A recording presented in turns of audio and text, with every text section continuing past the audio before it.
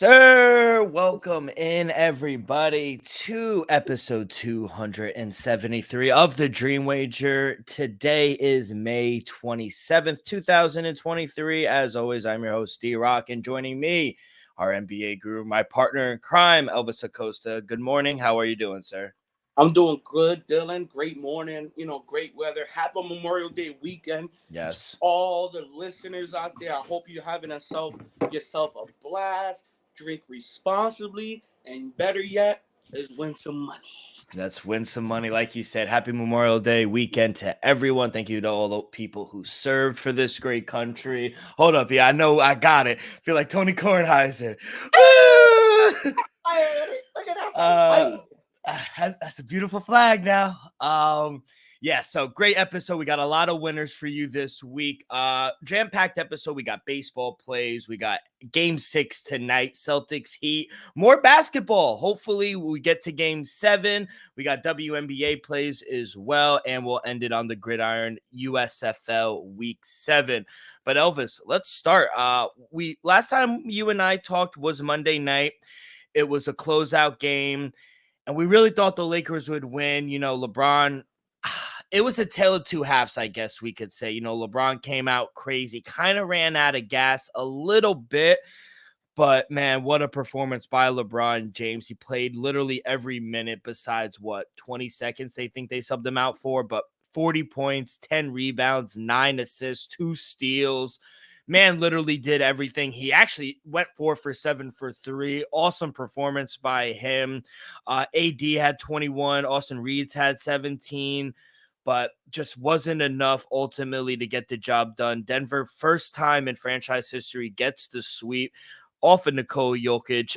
30 points, 14 boards, 13 assists. He averaged a triple-double. He got the Western Conference the award now. I didn't even know they were doing awards like that, but they did it last year, yeah. Jamal Murray, 25 points, Michael Porter Jr., Aaron Gordon had a really good series as well, but they were the best team this series, and they've been the best team all year. What are your takeaways from Denver sweeping the Lakers? Still, let's just start with LeBron. LeBron, that was, to be honest, one of the best first halves all time. Let's just be honest, still. The fact that a 38-year-old LeBron at year 20 was able to give you 21 points in the first quarter and then follow it up with 10 more points in the second quarter. So that was just all-time performance first half. He went for 31. He went to halftime with a 15-point lead deal, and give credit to the Denver Nuggets, Jokic, Jamal Murray, and company deal. Michael Porter Jr. He ended up being stuck at 15, by the way, so that was good. But, all these players was making shots. Michael Porter Jr., KCP, Aaron Gordon had himself a pretty damn good series. Yeah. Bruce Brown, every time he caught a rebound, he just drove it down the other way and got a bucket every single time. They couldn't stop him in the transition. So, Dill, like you said, Denver Nuggets has been the best team all season long. I understand the Pelicans were the first seed for maybe 2-3 weeks in the start of the season, but ever since December, the Nuggets just been rolling. So, am I shocked that the Nuggets was able to pull off the sweep? Yes, just because I thought the Lakers, the pride in them, and to be honest, I didn't think that Lakers could have been swept and losing 2 in a row at the crib. So I was kind of shocked by that deal, but at the end of the day, the better team prevailed. Give credit to the Nuggets, give credit to the head coach Doug Malone. They made a tremendous job. Michael Malone, and what more could you say about the Joker deal? He averaged a triple-double, 30-point triple-double average, and I think we could going to see. Yeah, I didn't want to award me the MVP because it would have been 3 in a row. That's cool. Now I'm about to go get this still. Yeah. He already got the Magic Johnson award. He already got one most valuable player award. He just needs one more.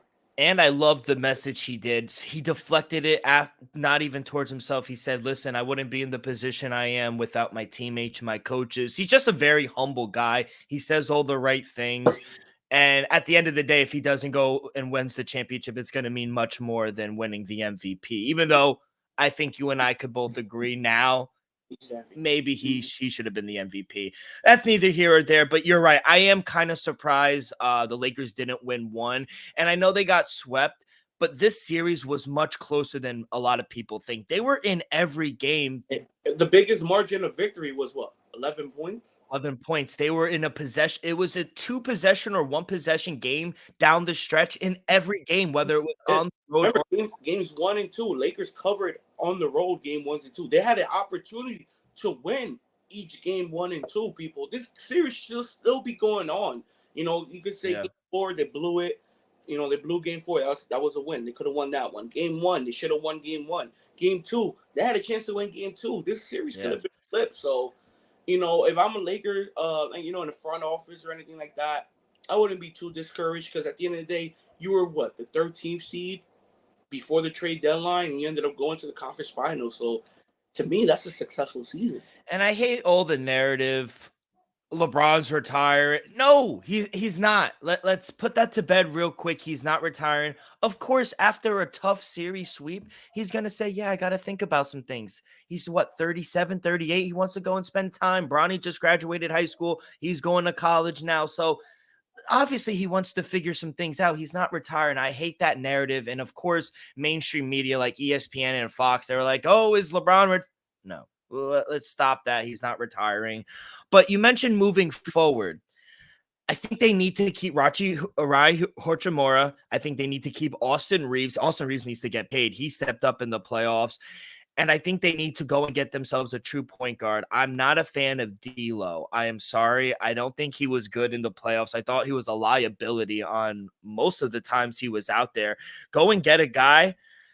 Now there's speculation. Hey, Kyrie was courtside on that game. Maybe go reunite Kyrie with LeBron. Maybe go get a guy like Trae Young. There's been whispers about him coming to LA. He doesn't get along with the front office of the Hawks. I don't know, but I do think there's some positive things to build on after this season. I think they need a point guard. I think they need to get some scoring help for Anthony Davis and LeBron. What do you think the Lakers should do this offseason? They'll definitely resign Austin Reeves and Rui Hachimura. That's number one. Those are my first two moves. Try to get them at least. LeBron's on the contract for 2 more years. At least try to extend them 2 more. If I'm the Lakers, I'm giving Austin Reeves a 4 or 5 year deal. That's one. He deserves it.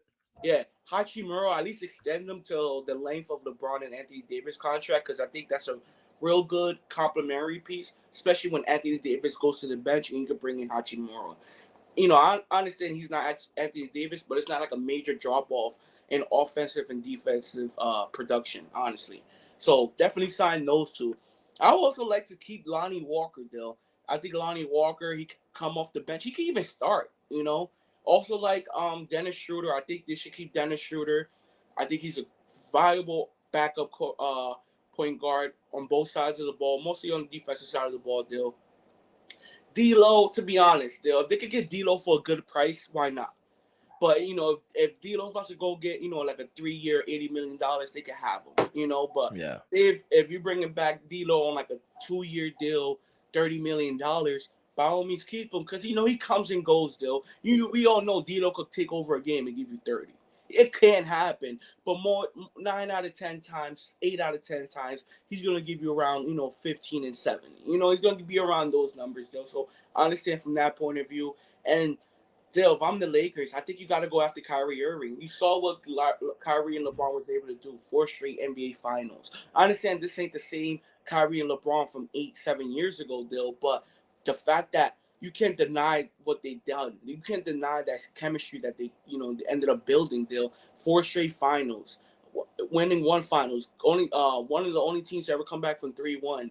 LeBron and Kyrie can average at least 60 points a game together. So I think that's a dual threat. And then you have Anthony Davis patrolling the middle, Dale. I think if Lakers do sign Kyrie Irving, I think they'll be the front runner to win the 2024 NBA championship. Yeah, we saw how LeBron and Kyrie were able to coexist in Cleveland and everything. I like Schroeder. I agree with that. I think they should bring him back. I'm not as optimistic, I would say, on D'Lo as you, but they do have pieces. I think Rob Pelinka saved his job. I just think they need to go and get another scorer to help LeBron and AD, especially if AD can't stay healthy and he's going to miss some time. I think they need to go get another scorer. But I think it's a positive year, going from a play-in team to all the way to the Western Conference Finals, beating the NBA champions. They beat a very good Memphis Grizzlies team. They just ran into the best team, and I don't want to continue to talk about the Lakers because, they are home right now. Let's talk about the Denver Nuggets. They got some time to rest. We don't know who they'll play yet. I think they'll play Miami, but we'll see. Some time to rest. Jamal Murray, Nikola Jokic, you got Aaron Gordon, Michael Porter Jr., even Caldwell Pope, a guy who was on the Lakers, a valuable guy. He could give you 13 to 15 points a game as well. Bruce Brown, even Gerald Green, he's still in. So I like them. Great coach in Michael Malone. Like Joe says in the chat, he reminds him of like a George Karl kind of coach. But how do you think this finals is going to go with the Nuggets, depending on who they play, either a matchup with the Miami Heat or the Boston Celtics? Dill, I know you might look at me sideways, and I know Joe in the comments might be like, this dude is serious. It wouldn't shock me one bit if the Denver Nuggets sweep the NBA Finals. I'm going to be real, Dill, because in my opinion, they already beat the best teams they're going to face. To be honest, I don't think the Heat or the Celtics are as good as the Phoenix Suns were. And I don't think Miami or the Celtics are the team the Lakers have become. Because the Lakers were the best record in the West, best record in the NBA since the trade deadline. They were the number one rated defensive team since the trade deadline. So you could arguably say Denver beat the best offense in the NBA, which was the Phoenix Suns. And then they swept the best defense in the Western Conference. So are we going to go, or is Celtics Miami the best offense they're going to see this playoff series long? No. They did that with the Suns and Kevin Durant and Devin Booker averaging 70-plus points a game. And then are they going to go through against the best defensive team? No, they just went that through Anthony Davis. Don't get me wrong, I respect Robert Williams, but Robert Williams ain't no Anthony Davis. Robert Williams ain't going to average 25 points, 4 blocks a game, and 12, 13 rebounds. He's not going to do that. He's not going to give you 35-plus minutes a night. He's not going to give you 40 points in a game one. So, and Bam, he's going to play his ass off. He's having a good postseason, I will admit. He's having a good postseason, but that ain't Anthony Davis. Jimmy Butler ain't Devin Booker. Jason Tatum ain't Kevin Durant. So I just feel like their bigger tasks, they accomplished them already. That's just my opinion. Yeah. Do I think Miami and the Celtics have a shot? Yeah. I'm just telling you people, it wouldn't shock me if Denver wins in 4 or 5. Yeah, no, I agree. I think the harder task has already passed them. You mentioned, let's not discredit the Timberwolves either. They did win a game Lakers couldn't win one. Yeah, the Timberwolves are a very good team, I think, in a few years. Good defensive team. You got Rudy Gobert, Pat. That's a big team. Anthony Edwards is a solid player as well. You're right. And I think they had the tougher challenge, like you mentioned. They went from a really, really good team, and a lot of people thought they would win the whole thing. In the Phoenix Suns, they beat them 4-2. Then they go and sweep the Lakers. When the playoffs started, the Suns were it was the Celtics and the Suns. Yeah, because it's the Kevin Durant, Devin Booker combo, which I understand. But, I agree with your point where even if it's Father Time and Al Horford, you think him and Jokic is going to toast him. Bro, if Jokic averaged 30, 13, and 14 against Anthony Davis, who's arguably a top 5 player, what do you think he's going to do with Robert Williams, Al Horford, and Bam Adebayo? And Kevin Love and Cody Zeller. Let's just be honest, people. Yeah, no, 100%. Nobody on the perimeter, maybe Marcus Smart could deal with Jamal Murray. But nobody on the Heat could guard Jamal Murray. No. He's going to get anything he wants. Marcus Smart, Jaylen Brown, Jason Tatum, I gave him chances. But You're right. And I think Joe makes a good point, just like kind of making an example like the NHL. You see like the Florida Panthers. they weren't the best team all season. They were the 8th seed, but they beat the best team who set a franchise record in points and wins in the Boston Bruins. They beat them coming back from a 3-1, going down 3-1, coming back and winning 4-3. Then they beat Toronto, who everyone was like, oh, Toronto got out of the first round. They're going to go win the Stanley Cup. They beat them 4-1. And then they go and sweep the Hurricanes. And now they're in the Stanley Cup Finals. So it's all these runs, and I think it's the teams who get the hot latest. But in this case, the Nuggets have been the best team throughout the year. No one's just given the credit for about 6 months. Easy. So, yeah, no, got to give credit to the Nuggets. I think this time off will help them. You know they're going to be watching it. But let's shift over to the Eastern Conference. Boston, Jaylen Brown said it. Don't let us win a game. And now I think there's real quick. What else? I know. And but I think partially he's right. If I'm a Boston Celtic fan or on this team, I smell blood. I smell okay. You definitely have hope. I'll give you that. You know, if you take care of business tonight, are you the favorite to win Game 7? Absolutely. Shit, you're the favorite right now. You're the favorite to win the series. You know, they're much looser. You saw them in the back of the locker room after the win, after their second win. They're doing rock, paper, scissors, shoot. They're having a good time being down 3-2 right now. So, and I don't like the narrative people are saying Game 6 is Game 7. No, Game 7 is Game 7. Game 6 is Game 6. You know what I mean? I still think Miami's gonna win. I think, you know, they locked down on Jimmy Butler. They said, we're not going to let Jimmy Butler beat us. Bam Adebayo. I think Kyle Lowry's due for a big game. Game 6. Yeah. I think Kyle Lowry's due for a big game. Kevin Love, he's been kind of quiet, but I think that also the Gabe Vincent being out last game hurt them offensively, especially with Hero. They were very limited at the guard position. Don't you think? Yeah, Dale. And another thing to take away, real quick, to touch back on Game 5, Dill. You know, the game was kind of decided in the first quarter, Dill. We saw Miami Heat start off very lackluster. You know, we saw Miami Heat start the game off in the first quarter down more than double digits, and then turn the ball over 6 times just in the first quarter alone. I highly doubt that's going to happen. You had Derek White make 6 threes, Bill. He's not going to make 6 threes in Miami. Let's just be real. The team shot over 45% for 3. That's not going to happen again, Bill. So, don't get me wrong, give credit to Boston. They do what they had to do. But those same shots that were falling in Game 5 in Boston, they're not going to go down in Game 6. Those same 6 turnovers Miami had in the first quarter, they might knock that down to 1 or 2, maybe possibly none in the first quarter, Bill. So, if you just let's just say the Boston comes down to earth a little bit and they just shoot the NBA average around 34% from 3, and then the Heat, instead of having double digits turnovers, just bring it back down to realistically 4 or 5, they're gonna win this game handily. Yeah, and I think you mentioned it. I think now coming back to the 305, I think Miami's gonna be the team to come out aggressive. And what are you laughing at?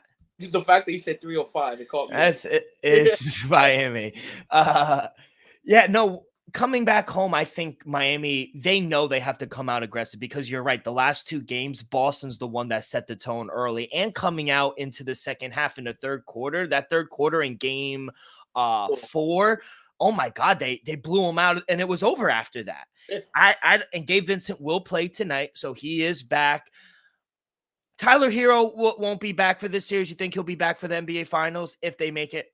I think he'll be playing in the NBA Finals, though. And to be honest, I give him an outside shot of possibly playing in a Game 7. That'd be very interesting. I did see him shoot around. He's not active, but he's cleared. Yeah. He's cleared to practice, but I don't think he's – like, let's just be honest. In a game situation, if he – for example, he tries to go for a block, there's a chance he might break his shit again. Let's just be real. So I don't think he's cleared yet for full contact 100%, but in a week from now, he might be 100%. Yeah, and I think you mentioned it perfectly. You can't let Derek White be the leading scorer with 24 points. That just Yeah. can't happen. Tatum 21, Brown 21, Marcus Smart had a good game. He had 23. But yeah, they shot 42% from three. And I don't expect that to I happen. don't expect four starters to be up 20 plus points as well.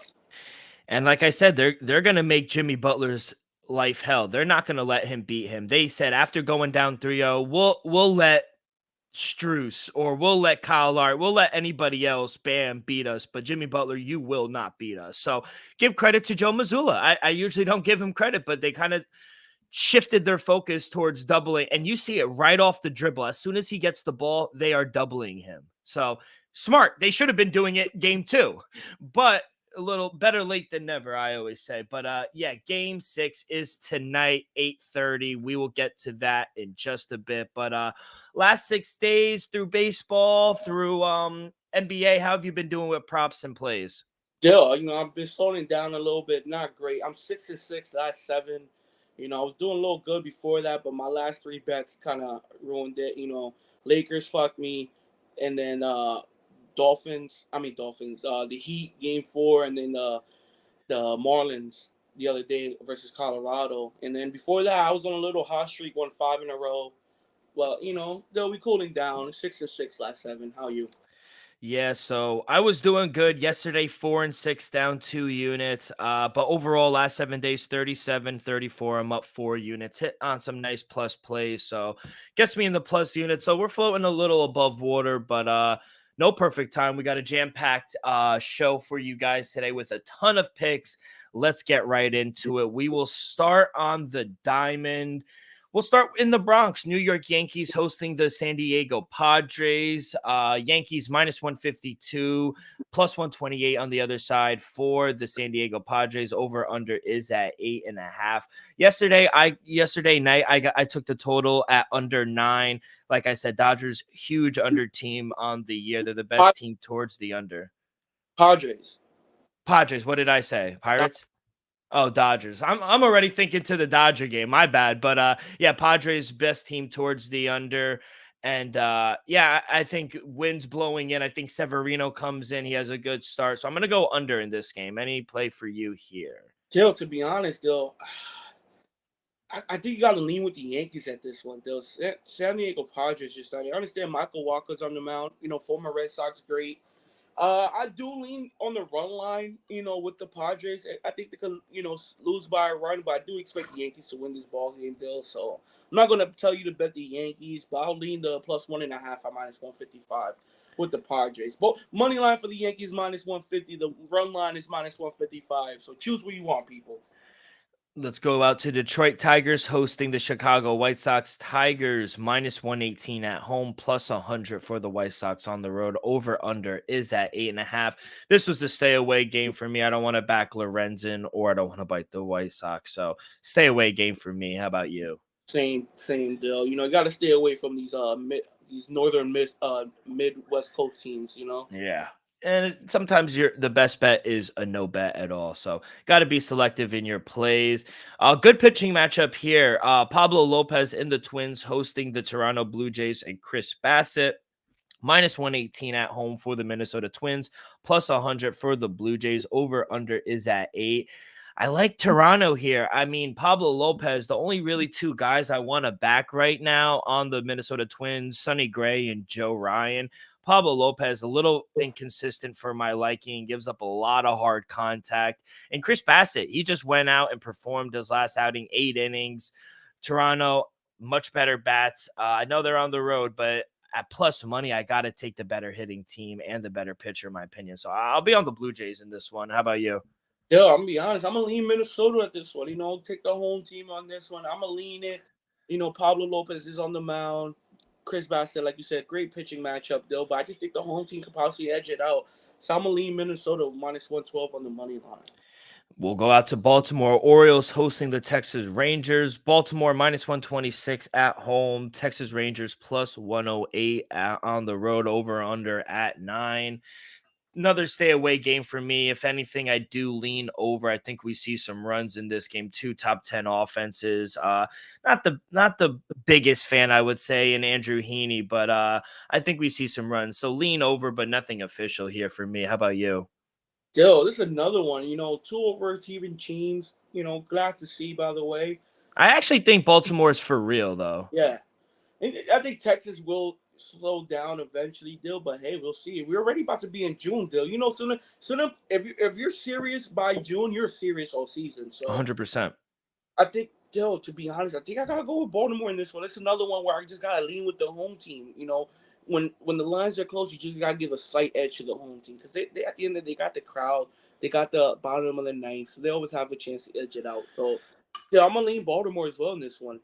All right, let's go out to Atlanta. Uncle Charlie is on the mound taking on the Philadelphia Phillies and Zach Wheeler. Braves minus 130 for at home, plus 114 for the Philadelphia Phillies. Over under at 9.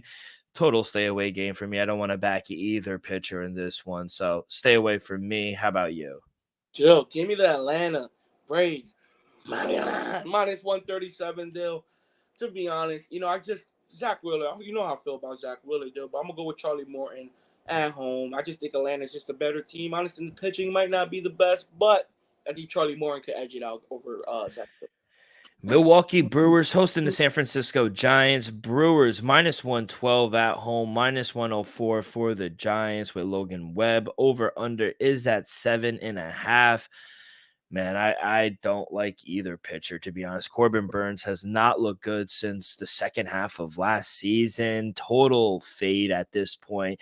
Corbin Burns, you could think just on name alone, he would be, especially at home, would be much more than a minus 112 favorite. So that tells you all you need to really know. And Logan Webb isn't the best pitcher either. So if anything, I lean Giants, but I couldn't get anything official. I can't back Corbin Burns right now. So it's a stay away. That's just my thoughts on the game. How about you? Shout out my boy Joey D is in the hand right now. I'm gonna lean the Milwaukee Brewers, though, but out of love and appreciation for my boy Joey D, I'm staying away. But if Joey wasn't in here right now, I would have told y'all Brewers. Money. Gotta love it. Let's go out to Kansas City. The Royals hosting the Nationals. Pick'em price minus 108. Both sides over under at 9.5. I don't understand this. I don't know why Brady Singer is pick him right now. Josiah Gray, JoJo Gray. I love him. I think he's a much better pitcher. Nationals, they're a much better hitting team. We saw them put up 12 runs last night against the Kansas City Royals. I'm gonna take the Nationals here, and I'm even gonna sprinkle a little on the run line at plus 146. I think that's worth a sprinkle as well. But give me the Nationals here on the road. How about you? Dill, no play for me here officially, Dill, but I'm not going everything you just said, Dill. With Gray on the mound versus Kansas City, you got to roll with the Nats in this situation, Dill. So I don't understand, like you said, I don't understand how they basically had to pick them. I just think Washington going to go in there and stick it out, Dill. I'm going to go, you know what, I'm going to go official, Dill. Let me get Washington on the money line, minus 105.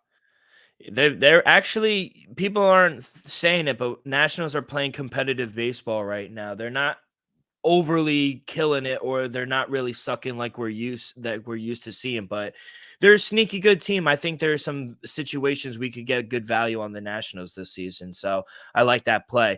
Let's go out to Seattle. The Mariners hosting the Pittsburgh Pirates. Mariners minus 230 on the run line, minus 104 on the other side, plus 190 for the Pittsburgh Pirates. Over under is at 7.5. I love Luis Castillo, but he is starting to turn into a fade, in my opinion, right now. He gives up a lot of hard contact. He gives up his barrel rate, meaning like the batters who are hitting it off of him, 20%, which is extremely high right now. So I don't really want to back the Seattle Mariners at this point, but I don't really want to back Vince Velasquez either. So it was a stay away game for me, but that's kind of my thoughts on the game. Do you have anything here for this game? Dill, to be honest, I think you got to sprinkle something at the plus 185 on the money line, Dill. Let's just be honest. I think Pittsburgh Pirates, that's another overachieving team. We didn't expect them to be, above 500 at especially at this point of the season, Dill. So I think you got to sprinkle something on the money line on them, Dill. You know, it wouldn't shock me if they won it. It wouldn't be the smartest play, but it wouldn't shock me if they, upset them either. They are coming back down to earth. Thankfully, the Pittsburgh Pirates, they're regressing after that crazy start to the season. Let's go out to probably one of the marquee matchups of the day. Tampa Bay Rays hosting the Los Angeles Dodgers. Tampa Bay Rays minus 120 at home.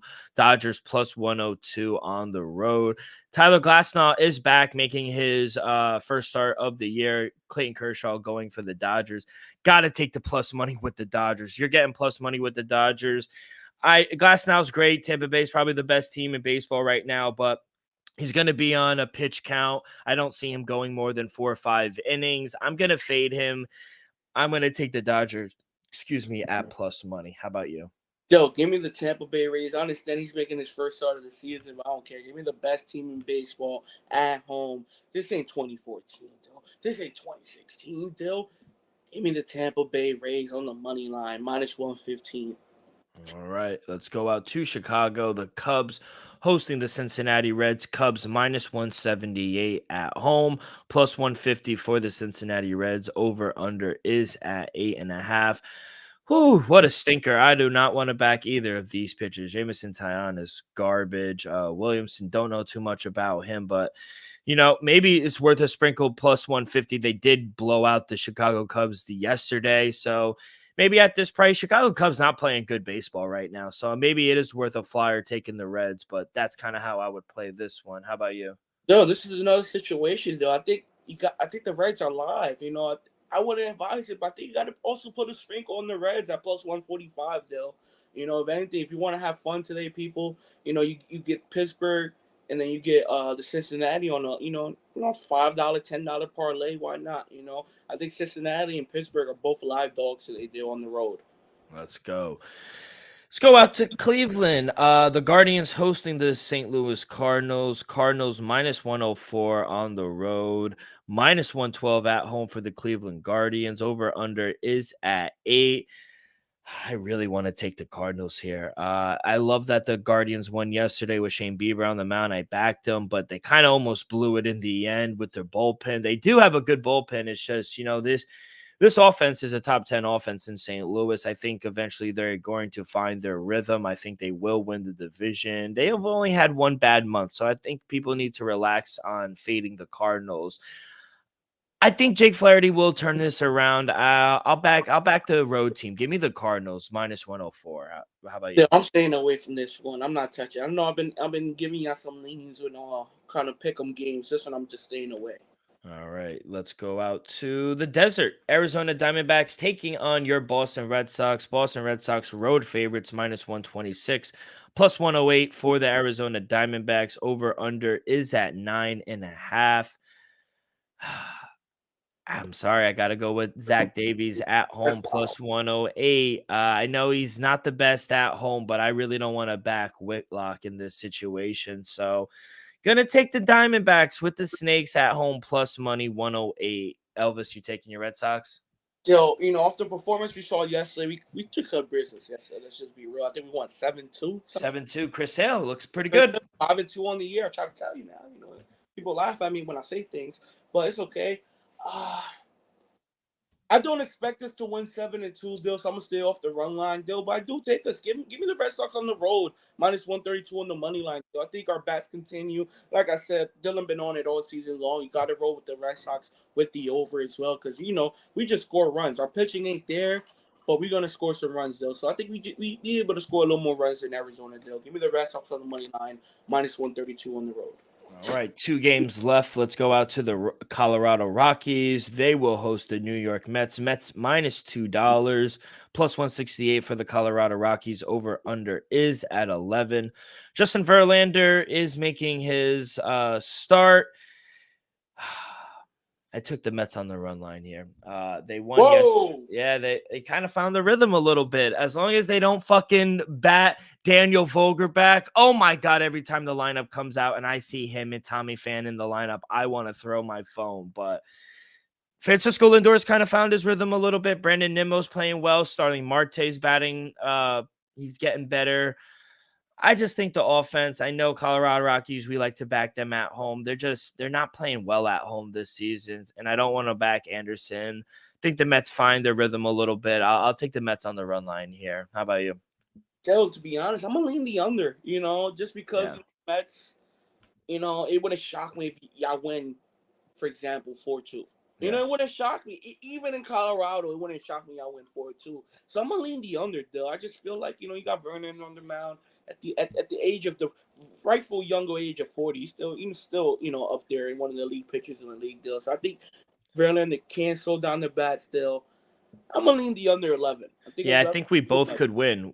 I could get the run line, you could get the under still. So yeah, I like that. I think the total ended around 6 or 7 yesterday as well. So in Colorado, mind you. So yeah, I like the under as well.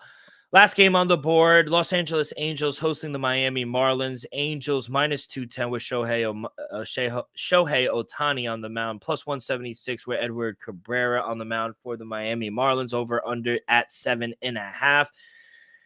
I love Shohei Otani, and I think he's the best baseball player in the league right now, but I kind of don't want to back him as a pitcher, especially at over a $2 rate. Not saying I'm going to back the Marlins either, because I do not like Edward Cabrera. I think he's a total fade as well. His walks are a real problem. I kind of like the over 7.5. I think we could see some runs. I think Angels at home, the ball tends to travel in Los Angeles a little more at night. So I think they could put up runs, and I think Miami's just going to give up a lot of runs, especially with Cabrera on the mound. So I like the over. Angels should win the game. I just don't trust Shohei Otani. He has given up some runs recently, so I'll take the over 7.5. How about you? Still, I gotta lean with Otani in this one. Would I go on the run line at plus 100? It's tempting, but I wouldn't go. I'll just lean with the Angels to win the game. The fact, you know, Otani is on the mound, deal, but at the end, they still the Los Angeles Angels. Still Anaheim.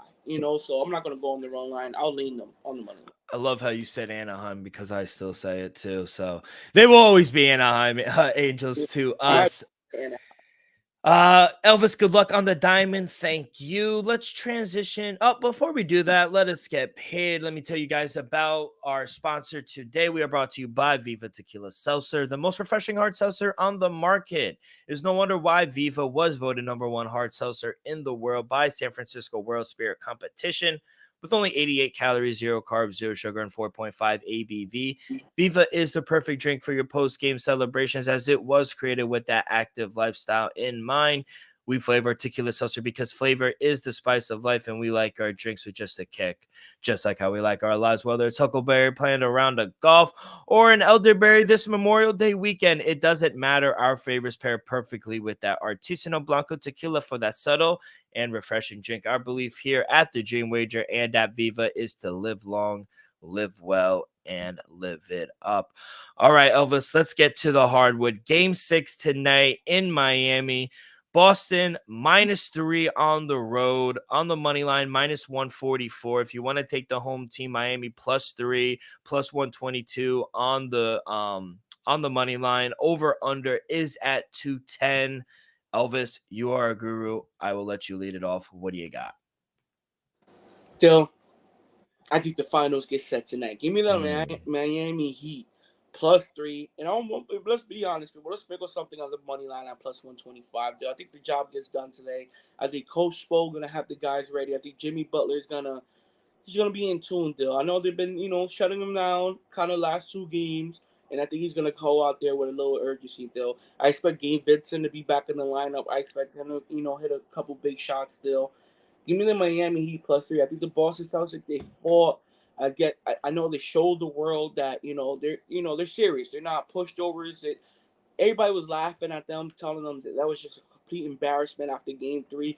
And at least they showed the world and they showed the people, hey, we got some fight in us. We got some pride.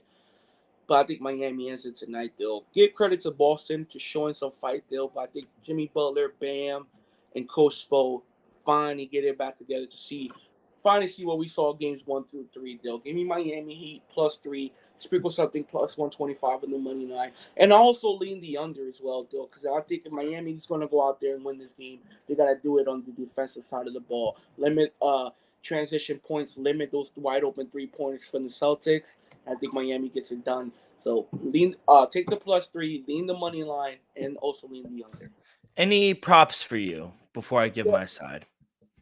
the only prop I honestly really like, Dill, is Caleb Martin over to 1.5 threes. I think he'll go over that easily. And then I also like Kevin Love Hmm. over assists. It's just one assist at -130. Though I think he'd be able to get one pass. One of those famous football passes he usually throws to LeBron James or something. I feel like he could hit Bam or somebody for easy layup. So I do like Kevin Love to get over a half an assist at -130. All right. Yeah, I'm on the same side. I gotta take the Heat to close out this game. Like I said, Celtics, they're getting a little too comfortable for my liking. They're playing games in the locker room. They think they got this. I don't know. I think they made it competitive. I like that they won and they showed a lot of fight, not getting swept. I think Gabe Vincent coming back will help them. I took the 3 in my pocket. I also sprinkled a little on the money line as well. I think they close it out tonight. As for player props, it's not at the number anymore. I got it about a day and a half ago, maybe 2 days ago, I think on Thursday. I took Jimmy Butler under 6.5 assists. He's been having less and less assists each game. Like I said, they've been honing in on him. He's gone under this number in 4 straight games. It's at 5.5 now, which I kind of stayed away from. It's at plus money if you really want to take the chance. I took it at under 6.5 at -140. It was a little juicy, but I thought it was good value there. And my other one, I'm going to take Derek White over 2.5 3-pointers. It's at -110. He's gone over this number in 5 straight games. He hit 6 threes last game. He's averaging 3.6 3-pointers against Miami. I think he's going to have a big game, Derek White. You can even get over 3.5 threes at +210. I think that's worth a sprinkle as well. But yeah, those are my 2 props. I'm going to go Jimmy Butler. I wish there was a guy like D'Lo where we could just fade in the playoffs, but a lot of guys. I also like Grant Williams, maybe over 9.5 points as Yeah, well. he's a little short. I also like him as well. I expect him to make a couple big shots. And then also like Grant Williams, no, Al Horford as well, though. I think his point 7.5. 7.5, though. I think he could make 2 threes and get the layup or a putback dunk, though. Wouldn't shock me if he finished the game with 8 or 10 points, still. So at a +100, I think those are great odds. Yeah, so Grant Williams went down from 9.5 to 7.5. It's at -115. I kind of like it. In this series, he's had 9 points, 12 points, 14 points, and then last game he had 6 points, but it was because everyone was But in double wasn't figures. neat. It wasn't needed. So I think this game he will need it. He was at 6 points yesterday. 7.5 just seems very low. So at -115 for over 7.5, add that one as well for me. I'll take Grant Williams over 7.5 points. Elvis, anything you want to add before we get to the WNBA? Anything you're looking for or towards in this game 6 tonight? Hopefully it's not a blowout. Hopefully not a blowout, people. Like I said, I like Miami in this one. I like the Al Horford over. Yeah, that's just about it, Dill. I think Miami take care of business tonight. Yeah, hopefully they do. Or we could get a game 7 and we'll be back here Monday to talk about game 7. So that will be very interesting. But let's change pivots and go to the WNBA. 2 games on the slate. We have Connecticut Sun, who I think they're for real taking on the New York Liberty. And we also have the best team in the league, Las Vegas Aces, taking on the Los Angeles Sparks. 2 good games, in my opinion. We'll start with the first one. Connecticut Sun coming to Brooklyn, taking on the New York Liberty. Liberty laying 7.5 at home. Over under is at 164.5. I hate to do it, but I got to take the Connecticut Sun here against New York. It's just too many points. The New York Liberty, on paper, like Elvis loves to say, on paper, they are the most talented team, but this line seems a little disrespectful. Sun, they're 3-0. They have one of the best defenses in the league as well. And dating back to last season, they've won 8 of the last 10 meetings between this Liberty team. I know this Liberty team has improved in the offseason, but I don't know. 8.5 just seems a little too big, even though they are at home. I think Connecticut Sun can stick it within 2 possessions. So give me the points with the Suns. That's my first play.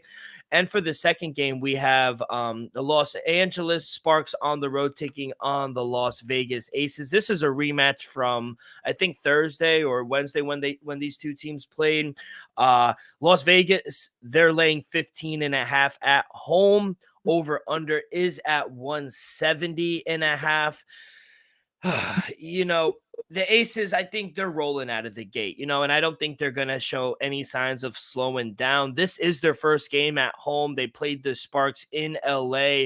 Sparks, they did cover. They covered the 14.5 in the first game, and Sparks are better than a lot of people think, so I just think the Aces are going to get whatever they want offensively. Nika Njoku, she also remains questionable, so I think that's going to hurt Los Angeles as well. It's hard to fade the Aces in this spot.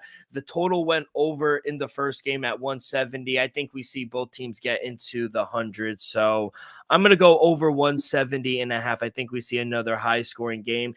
And if you need a side, plus 15.5. Gotta go with the plus 15.5. Right. I got to. As much as I do like Las Vegas Aces, and I think they are a super team, plus 15.5 is crazy. So I got to take them plus 15.5, but I do like the over a little better here in this one. So that's how I'm going to play that.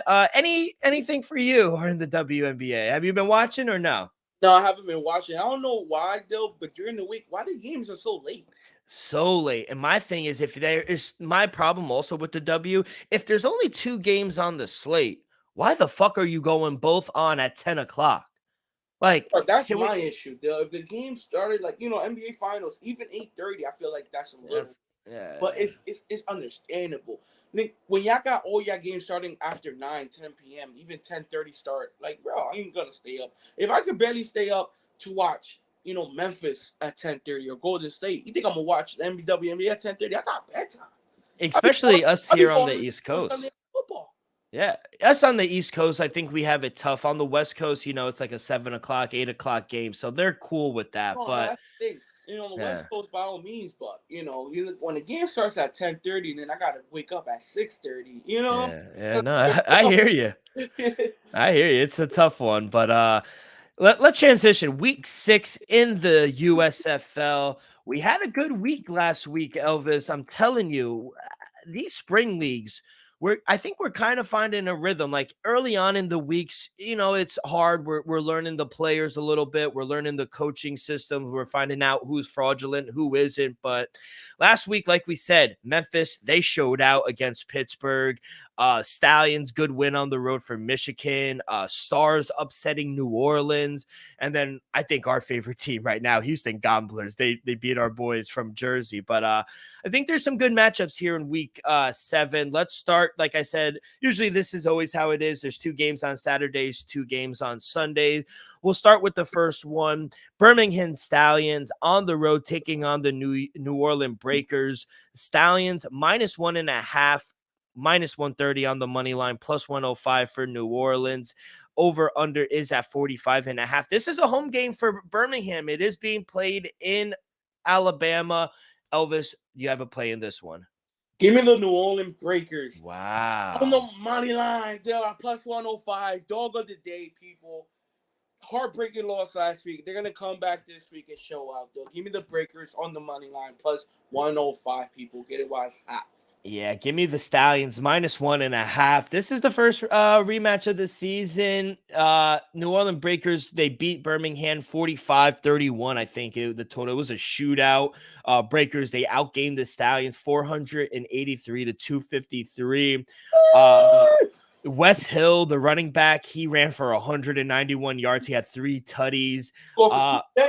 Yeah, bro. And, the Breakers, they suffered their second consecutive loss last week. They lost to the Stars, like I said, 16-10. After averaging 35 points per game the first 3 weeks for New Orleans have only averaged 13.3 points per game over the last 3 weeks. Something is wrong offensively.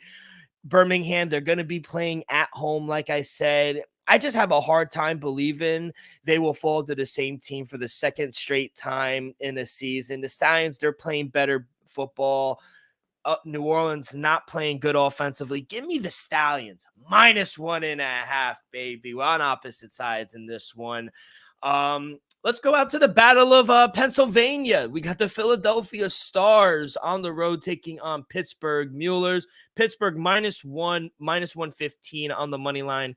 On the other side for the Stars, -105 at +1, over under at 39.5. Elvis, what do you got? Yeah, I think we might be opposite sides again, Dill. Give me the Stars, Dill. -105 on the money line, Dill. I'm going with the dogs today, Dill. Short, the short dogs, -105, Dill. But give me the Stars. Give me Philadelphia. They're on the road, right?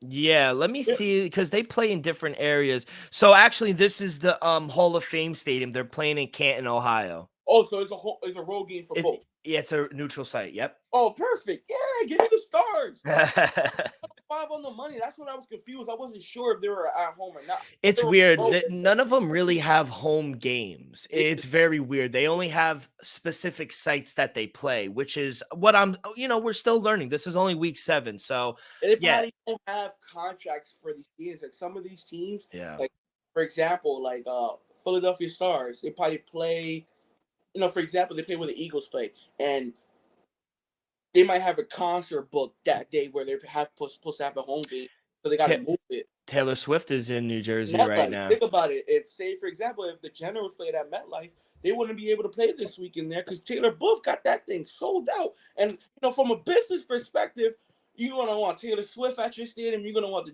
Jersey Generals. I don't want I won't have Taylor Swift there. No comment. I'm not a Swiftie. Anyway, but trouble. Yeah. I used to work at McDonald's. They play that shit 20 times a day. I used to they played that shit. That and Maroon 5 25 times, and Bruno Mars. I know all these songs just from me working at McDonald's when I was. I just like.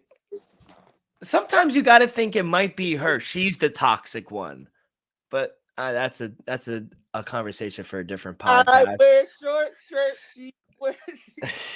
You gotta chill. I'm going under in this one, 39.5. Lowest total on the board for the weekend. The Muellers, they took the first game back in week 3. They defeated the Stars 21-13. The Stars, though, in that game, they outgained Pittsburgh 235-202, but they just couldn't finish drives off. The Stars, they also turned the ball over 3 times. They only forced 1 turnover over Pittsburgh. Philadelphia, they were able to pull up the upset, last week of New Orleans, and mostly not to their offense, to their great defense. They not only held the Breakers to 10 points, but also only 256 total yards. They forced 2 turnovers, including a pick 6. However, they again failed to score offensive touchdowns, which means they haven't scored an offensive touchdown in 164 minutes of game time. That's absurd, Elvis. So with that, both teams, they're having difficulty scoring touchdowns in the red zone offensively. It's hard to bet anything but the under here. The last matchup was relatively high scoring, and it still went under the total. So I'm going under here again. So give me the under 39.5. I couldn't come down on a side in this one. Let's go to Sunday, where we have the Memphis Showboats. They are technically the home team. Houston on the road, laying 3.5. Over under is at 43.5. And they are, because this is they are playing in Memphis, Tennessee. Elvis, are we taking our Houston Gamblers? Dale, to be honest, you know how I roll with Houston now. You know I rock with the gamblers, but let's be real. Memphis been showing something these past few weeks. I'm gonna be honest. I ain't away. I'm a lean Memphis plus 3.5. Dill. Wow. Dill, that's why I said it away, Dill. I'm not gonna bet against my Houston Gamblers now. I ain't gonna do that to my people. But Memphis last 2 weeks still look impressive now. It wouldn't shock me they could keep it rolling, Dill. So got to keep your eye on this one. Memphis might be turning around. Memphis might be the Arlington Renegades of the USFL, because right now the first 4 weeks of the season, now So I like Houston deal, but it wouldn't shock me if Memphis Showboats make some noise. Yeah, I got 2 plays in this one. I'm gonna go with our Houston Gamblers -3.5. I also lean under 43.5 as well. Like we mentioned, Gamblers, they pulled up a nice upset win last week over the Jersey Generals, 16-10. They've won 4 in a row, a streak that started actually with the Showboats. So they did so with their great defense, especially in the secondary. Houston only allowed 177 passing yards. They forced an interception. The Showboats, they lost this matchup in week 3, but they've won every game since. Like you said, they've turned it around. They've won 3 in a row. They completely dominated the first half against Pittsburgh. And their defense kind of seems to be coming alive. It seems to be legit. You know, they've only allowed 20 points in 3 games since allowing 30 points to the Gamblers. So 20 points over 3 games. Their defense is showing up.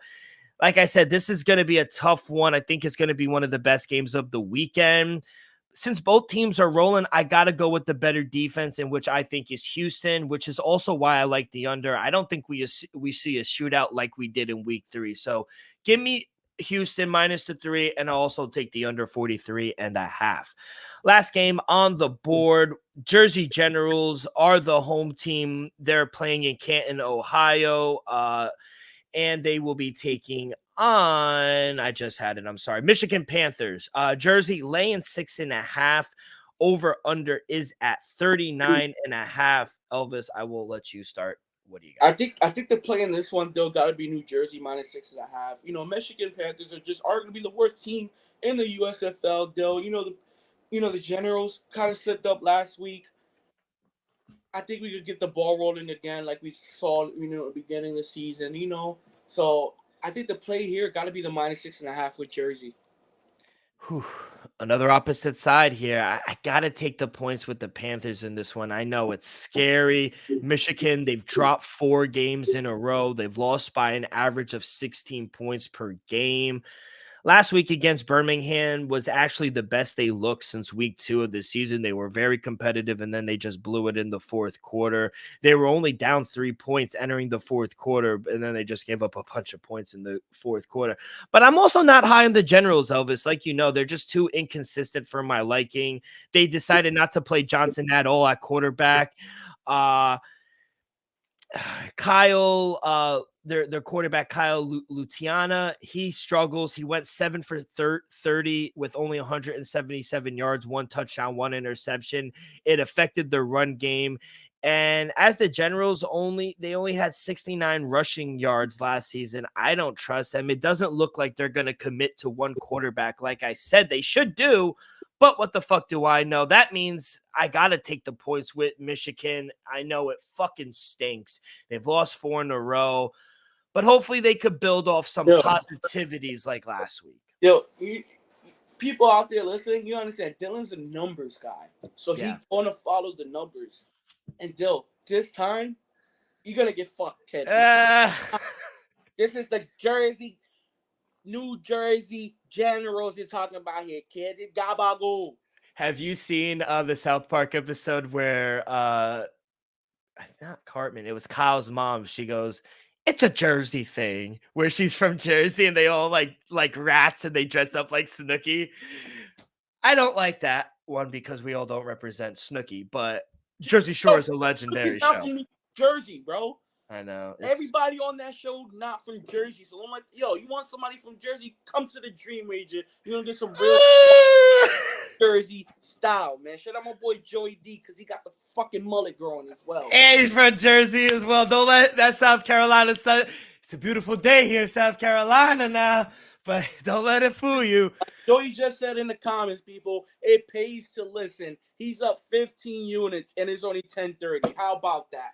Gotta fucking love it. Elvis, Joe in the chat, thank you guys so much. Any last words for this Memorial Day weekend, Elvis, before we get up out of here? Real quick, man, I want to give a shout out to my god brother, man, Sean DeHeist. He put in his service. Great warrior. Thank you, my brother. Thank you. Thanks to our boy on AKP, Anthony Torres. He is also a member of the military as well. Everyone have a safe happy holiday Memorial Day weekend. I'm like Tony Kornheiser with instead of the Canadian flag, I got the American. All my listeners out there, drink responsibly. Yo, it's okay to take an Uber and get the car back the following morning. It's okay. Remember, people, a $40 ride could save you $10,000 and a little bit of jail time. I'm just letting you know. Wise words. Thank you, Elvis. That's going to do it for this Saturday edition of The Dream Wager. On behalf of our sponsor, Viva Tequila, Elvis, myself. We'll see you guys in a few days. Follow along our social media, Twitter and Instagram at The Dream Wager. You can find all of our podcasts if you miss one, wherever you get your podcasts, Apple Podcasts, Spotify. We're also on YouTube now, so make sure you guys go and subscribe and like over there. Give a review. I mean, it literally takes 5 seconds. It really helps the show grow tremendously. So be a friend, tell a friend. Everyone have a great few days. Be safe, be well. Good luck on your wagers. We'll see you guys down the road. Peace.